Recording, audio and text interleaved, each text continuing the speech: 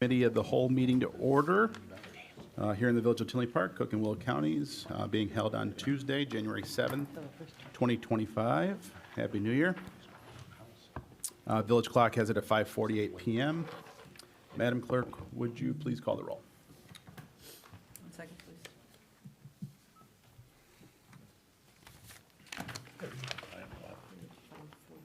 Trustee Brady, absence. Trustee Brennan, Present. Trustee Mahoney, Present. Trustee Mueller, Here. Trustee Shaw, Present. Trustee Sullivan. Here. President Klotz. Present. Very good. We have a quorum. Item number 3, consider approval of the minutes of the committee of the whole meeting held on December 17th, 2024. Is there such a motion? I'll make the motion. I'll Thank you, Trustee Sullivan. Thank you, Trustee Mahoney. Madam Clerk, would you please call the roll? Trustee Brennan, Yes. Trustee Mahoney, Yes. Trustee Mueller, Yes. Trustee Shaw, Yes. Trustee Sullivan. Yes. Very good, that motion carries. Item number 4, discuss the annexation of 7551 191st Street, Brookside Creek Retail Center. So that'll be, we're gonna be moving this, also with the board to the 21st. Okay, This, so, yeah, no action right now needed? no action. Okay, very good. Do you want a motion to postpone, or? I'll make a motion to postpone item number 5. Oh, Oh, 4, want to do, sorry. can we combine 4 and 5? Are they really, they are related? Yeah, Yeah, I would do a motion to just table it to the next, you're tabling it to the next committee of the whole meeting? 21st. Okay, Yeah. so then do a motion to table those 2 items to the next committee of the whole meeting, which is, what, the 21st? I'll make a motion to table item 4 and 5 to the January 21st meeting. very good. Thank you, Trustee Sullivan. Is there a second? I'll second that motion. Thank you, Trustee Mueller. Madam Clerk, would you please call the roll on postponing items 4 and 5 to the January 21st meeting? Trustee Brennan, Yes. Trustee Mahoney. Yes. Trustee Mueller. Yes. Trustee Shaw, Yes. Trustee Sullivan. Yes. Very good, that motion carries. Item number 6, discuss gas and wash, 183rd Street, signal sales tax agreement. Hannah? Sure. Look This like- is just a straightforward sales tax sharing agreement. This is for the additional work that Lenny's Gas and Wash is completing at 183rd and LaGrange with the new gas and wash out there. But for all the work they're doing with the right-of-way and the new light, it would, because of, I should say not but for, it will help further additional development with the site out there. So this is just $1 million, 50/50 sharing, over the course of 10 years. So status quo in line with our financial policies. Very good. Thank you, Hannah. Any questions regarding item number 6? See none, is there a motion to move item number 6 to the village board? I'll make that motion. Thank you, Trustee Shaw. I'll second the motion. Thank you, Trustee Mueller. Madam Clerk, would you please call the roll? Roll call for item 6, Trustee Brady, Oh, he's just walking in. Here. Yes or no? Yes or no? Yes. Trustee Brennan, Yes. Trustee Mahoney, Yes. Trustee Mueller, Yes. Trustee Shaw, Yes. Trustee Sullivan. Yes. Very good, motion carries. Item number 7, discuss amendment to civil service rules and regulations. Hannah? So this is 2 amendments to our civil service rules and regulations. We've discussed with the Civil Service Commission, with Chief Tilton's input as well. So the first being for lateral hires, right now we require that they're a LETS-B, which is their state police certification, and 2 years of service elsewhere. We're gonna drop that requirement down to 0. They just must be a LETS-B state certified.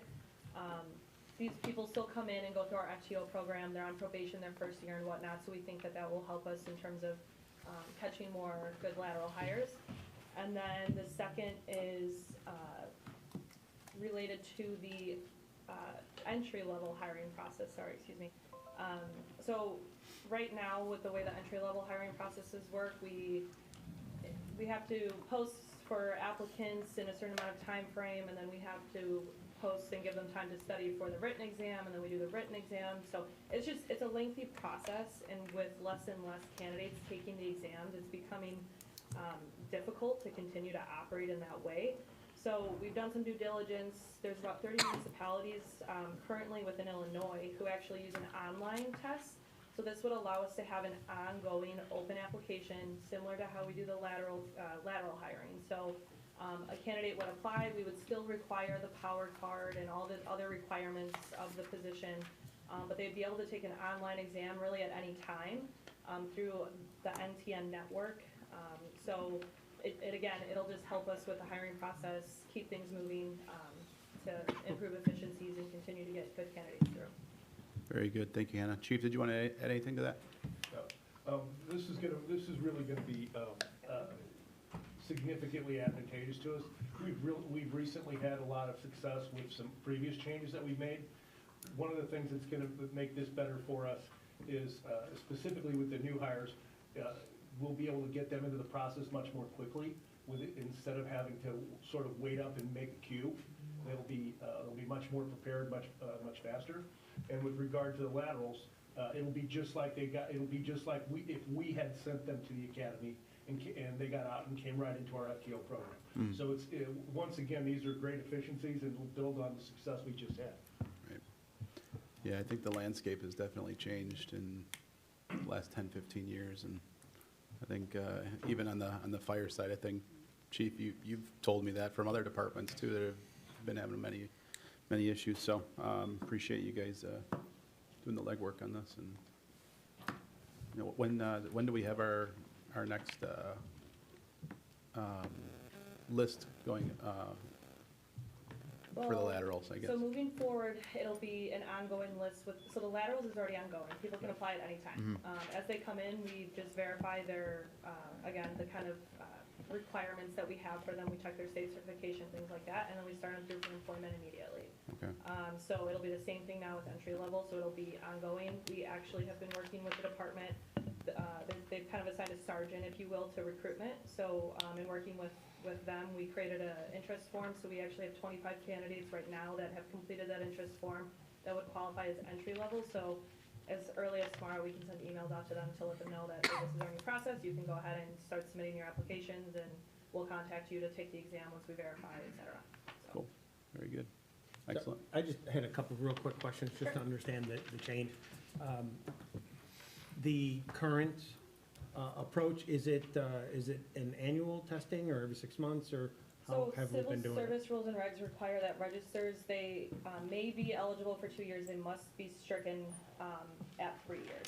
So we haven't even been hitting that mark, we've been running through them, the last 2 or 3 of them. Oh, I'm sorry, I'm talking about new hires, is that what you're referring to? Yeah, for Okay, entry all level, right. yeah. So once we get through the whole process and the written exam and the register is created, the last one I think we finished in less than 6 months. Right. So that means I should have already been planning for another entry-level exam essentially as soon as I completed that exam.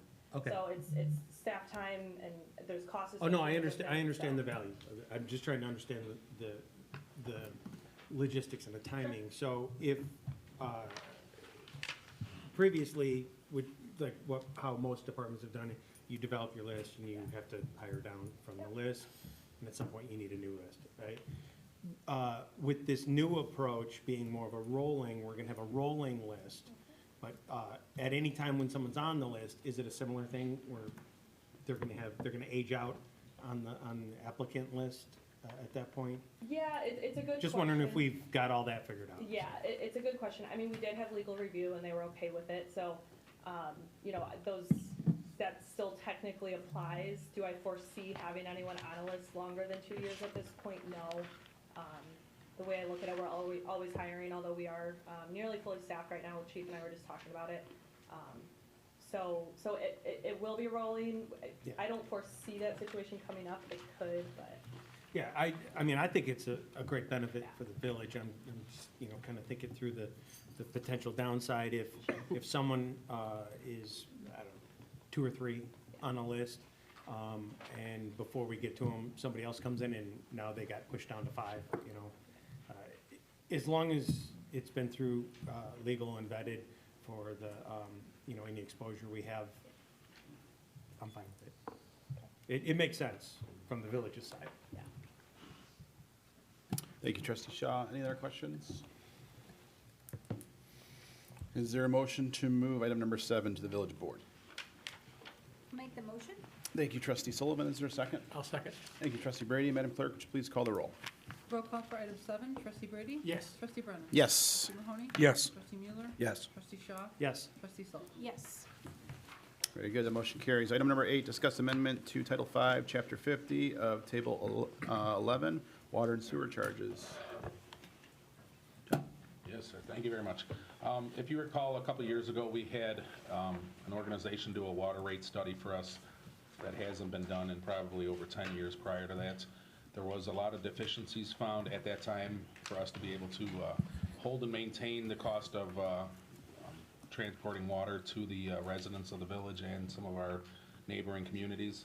One of the things that was recommended was a table of increase for fees for administration of the water rates, at starting at $9 this year and incrementally going up $1 each year for up until 2028.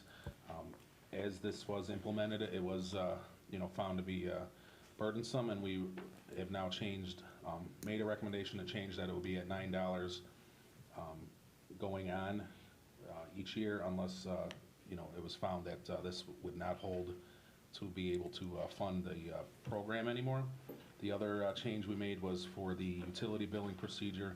The current late fee was 5%, and there was a recommendation to offset the decrease in administration fee to increase that to 10% for a late payment fee.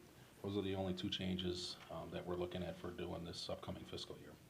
Very good. Or actually, I'm sorry, calendar year. Thank you, John. Any questions for John? I see none. Is there a motion to move item number 8 to the village board? I'll make a motion to move number 8 to the village board meeting. Thank you, trustee Miller. Is there a second? I'll second it. Thank you, trustee Shaw. Madam Clerk, would you please call the roll? Roll call for item 8, trustee Brady? Yes. Trustee Brennan? Yes. Trustee Mahoney? Yes. Trustee Mueller? Yes. Trustee Shaw? Yes. Trustee Sullivan? Yes. Very good. That motion carries. Item number 9, discuss an intergovernmental agreement with the Village of Orland Park Water Tower Communications use. John? Yes, thank you again. Currently, we have a receiver, public safety receiver site on the bank at 159th and 88th Avenue. With ongoing changes to ownership of that bank and administration, it becomes more and more difficult to access our equipment within the confines of the bank. So we worked with Orland Park to be able to establish this IGA, to move our equipment and antenna across the street to the water tower that's right behind the Giorgio's restaurant there, which obviously would give us a lot more accessibility and a little bit more elevation for height to allow for some better transmission. So this, again, is just coordination with Orland Park to have our equipment on their property. Very good. Thank you, John. Any questions regarding item number 9? See none. Is there a motion to move item number 9 to the village board? I'll make that motion. Thank you, trustee Mueller. Is there a second? I'll second. Thank you, trustee Mahoney. Madam Clerk, would you call the roll on item number 9? Roll call for item 9, trustee Brady? Yes. Trustee Brennan? Yes. Trustee Mahoney? Yes. Trustee Mueller? Yes. Trustee Shaw? Yes. Trustee Sullivan? Yes. Very good. That motion carries. Item number 10, review mid-year budget. Hannah? Thank you, trustee Brennan. All right, so we wanted to just do a quick review of the current fiscal year 25, and then we'll also go ahead and talk about fiscal year 26 budget status, and then we'll kind of lay out next steps. So just kind of brief overview, don't want to get into the weeds on too many things. So just starting with some of the major funds for the current fiscal year. General fund is in good shape. We have our year-to-date revenues exceeding our year-to-date expenditures. Revenues for the year are on track. As we've started looking at the next fiscal year, we have started pulling together our year-end estimates for current year's revenues. So we do anticipate that revenues will come in a little bit above what was budgeted, which is good. Right now they're hovering about 75 million, so in good shape there.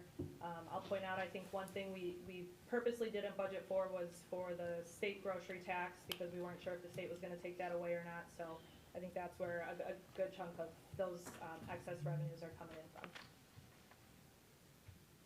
Some of our special revenue funds, generally in good shape here. Two I'll note that we just like to keep an eye on nowadays are 5 and 6, our motor fuel funds. This is the money we receive from the state. as cars become more efficient, people start to purchase EV, efficient cars and whatnot. That is a revenue source that has started to decline just a little bit, so we kind of keep an eye on that. That's an important revenue source for us. It does fund our annual pavement management program. But otherwise, our special revenue funds are looking good. You'll see a note on a lot of these slides, just kind of noting some of the bond proceeds. So some of the funds will look like the revenues are significantly higher than what we originally budgeted for. When we passed the budget, we didn't have the bond proceeds yet. We received those in August or so. So for example, the Stormwater Management Fund, you're seeing the bond proceeds come into that, and that's why those revenues appear higher than they are. Capital project funds, again, generally in good shape. Same note as it relates to the bond funds. One thing I wanted to note here that it probably looks a bit odd is Fund 30, our capital improvement fund. So you'll see that budgeted expenditures were at 35 million, and it looks like we haven't really spent anything in capital this year, but I promise you we have. So a good chunk of that was actually transfers to other funds as well. So this year we established a downtown initiatives fund, for example, that's from proceeds from revenues that we had been building up to put towards Harmony Square. So that downtown initiatives fund funds Harmony Square.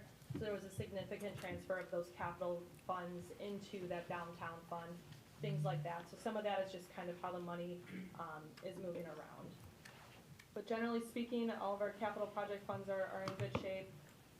One thing I'll note, Fund 18, our Main Street North TIF district, it technically did just expire with the last year that we're collecting taxes for that TIF this calendar year 2025. So that's a conversation we'll be having in the near future with you all as well.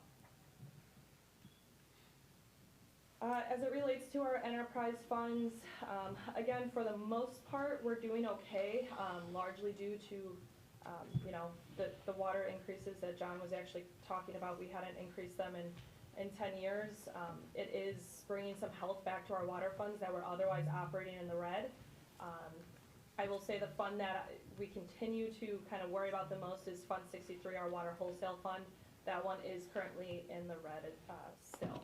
So again, same thing with the bond proceeds. You're seeing some numbers that probably look a little higher in the revenues. That's just the bond proceeds coming in. So. And then our grand total, just noting that this is just all funds across the board. Obviously just went quickly through a couple of the major funds. This does include the library as well. As you all know, we are the fiduciary for the library.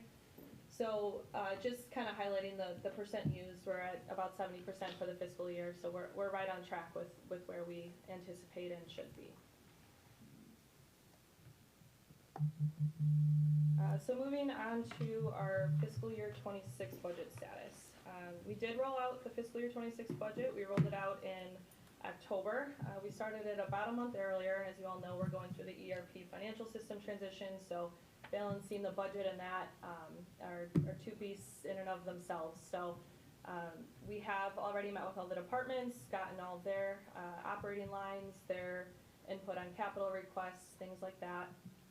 So right now, initial look at the general fund, we are seeing an increase in operating expenses at 5.69%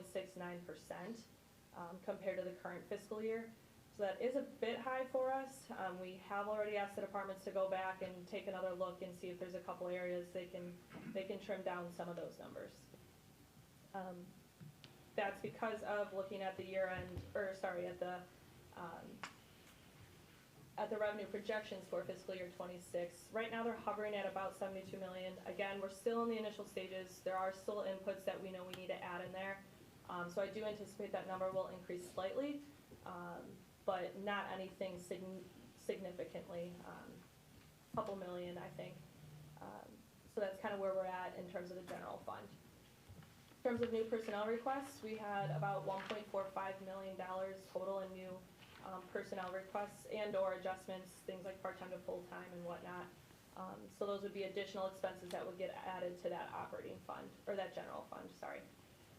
And then for capital requests, we had about 72 million. keeping in mind about 25 mil of that is from bond projects. So puts us a little over 40 million of requests and/or carryovers. We typically fund anywhere from 30 to 35 million in capital, so we're not too far off there. There will be some additional cuts, but that's an initial look at what's come through so far. In terms of personnel requests, just highlighting the requests that are new positions. Again, there were some requests for changes in increases in hours, part-time to full-time, things like that. But these are some of the new requests that have come through. So you'll just see some requests for both part-time and full-time additions throughout the departments. Related to Harmony Square, I know John requested him and his team some additional maintenance workers, custodians, things like that. Marketing program coordinators, skate guards for the ice rink. So looking at our additional needs as we add, as the plaza goes live this upcoming fiscal year. In terms of capital, just highlighting kind of the array of some big capital, lots of infrastructure improvements, lots of our annual programs, so our pavement management program, hydrant painting, things like that. Vehicle purchases, it looks a little bit high this year. We do have a request in there for the first payment of the next fire truck, fire ladder. Which one is it? Both. Both, fire truck and ladder, so there you go. Last payment. Yeah, last payment for it. So we have that. I know there's a snowplow replacement, a wheel loader. Those I think are both about $250,000 each. Our annual squad replacements to keep our fleet up to date, so that's why the vehicle replacements look a little bit higher this year. And then again, we do have carryovers for the bond projects as well, related to a lot of water infrastructure that we'll see throughout town. So then in terms of next steps, this is just tentative right now, but this is kind of what we're aiming for. So staff is, again, we're digging in, trying to kind of knock some things out before the launch of our ERP system in the coming weeks. But we anticipate having a draft for review with the board by mid-March. It'll be available for public inspection by the end of March. We'll do our public hearing the first meeting in April, and then final adoption would be in that second meeting of April. So we are good to go for May 1st. One thing I'll say, I mean, there's a lot of moving pieces this year, so obviously any and all feedback is welcome from the board. We'll reach out if any of you would like to come in, do 2-on-1s to kind of work through some of these things, some of the big things we're seeing. We'd be more than happy to sit down and do that with you all as well. This is kind of where we're at now, so if anyone has questions, we'd be happy to answer. Very good. Thank you, Hannah. I just had a real quick question. With respect to Harmony Square and how we're intending to operate it, Yep. I had already had this discussion with John at one point about personnel. I mean, obviously, we're building this, it needs to be staffed. Yep. Whether out of the gate or down the road, are we looking at that as an enterprise fund? Or is it just gonna be a regular operating fund from the beginning? It's a great question. We did create its own operating and capital funds. So it does have its own department in our general fund now, and it does have its own capital fund. So there will be some pieces of it that are enterprise. I don't think it'll be a true enterprise fund, if you will. Maybe eventually it will get there. Right off the bat, I don't think we're ready to do that. But for example, I kind of mentioned it. All the video gaming revenue that we have, we've been earmarking that. And we earmark a portion of our amusement tax revenues that we receive, and every year that gets pushed in there. So there's that, and then as we continue to kind of see what the revenues are that stem from that, some of those will get earmarked as well. So I think the goal is that it will be, yes, not right off the bat. Okay, that's good. I agree with that. I think out of the gate, there's gonna be a lot of settling to figure out how things operate, but down the road, Yep. it would be good to set it up that way so that we have good visibility isolated and we can see how that is performing Sure. and make adjustments over time as Sure. we need. Great, thank you. Very good. Is there any questions from the board? Nothing down there? Very good. Well, thank you so much, Hannah. Appreciate the overview and the great update. Item number 11, receive comments from the public. Is there anyone from the public that would like to address the committee of the whole? I see none. Is there a motion to adjourn the committee of the whole? I'll make that motion. Thank you, trustee Sullivan. Is there a second? I'll second the motion. Thank you, trustee Mueller. Madam Clerk, would you please call the roll on adjournment? Trustee Brady? Yes. Trustee Brennan? Yes. Trustee Mahoney? Yes. Trustee Mueller? Yes. Trustee Shaw? Yes. Trustee Sullivan? Yes. Very good. We are adjourned at 6:13 PM.